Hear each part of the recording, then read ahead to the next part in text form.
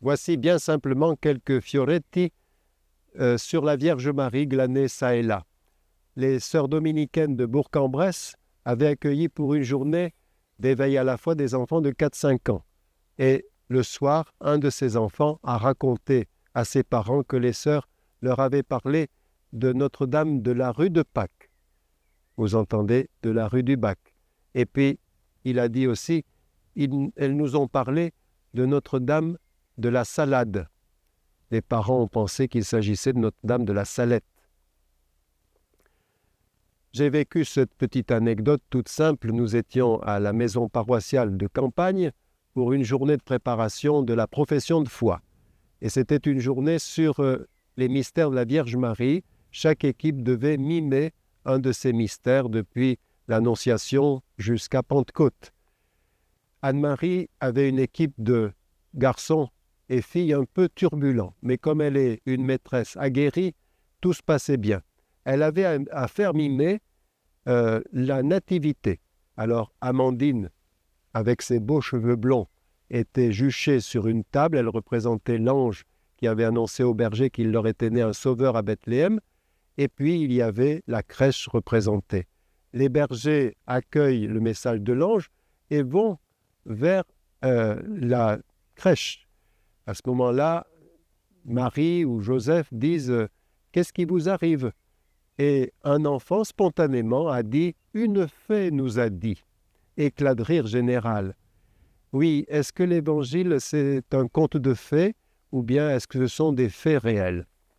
Oui, l'Évangile, ce sont des faits réels et ça n'est pas une idéologie, c'est l'introduction dans une famille, la famille de Dieu. Dans ce village, une veuve sans enfant était tombée dans l'alcoolisme et la pauvre se démenait pour garder la face et laisser croire que les 4 litres de vin qu'elle achetait chaque jour à l'épicerie, ça n'était pas pour elle. Mais personne n'était dupe. Et monsieur le curé, à cette époque on était assez maladroit pour aborder cette maladie-là, avait inventé ce petit stratagème. Comme Lisa se rendait tous les jours à l'église avant de passer à l'épicerie pour prier la Vierge Marie, il avait entendu sa prière. Alors, il avait demandé au plus petit de ses enfants de cœur de jouer le rôle de l'enfant Jésus qu'elle tenait dans les bras, mais de se cacher donc derrière la statue.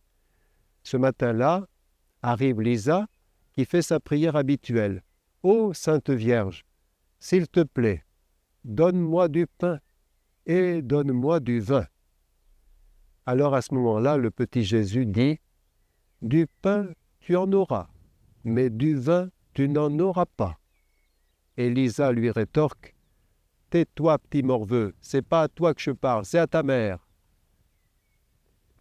C'est une histoire, évidemment, mais l'anecdote que je vais raconter maintenant n'en est pas une.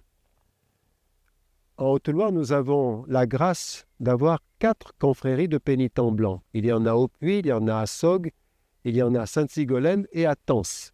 Alors on les voit principalement pour la Semaine Sainte, c'est eux qui vivent le chemin de croix à travers les rues de ces 4 villes.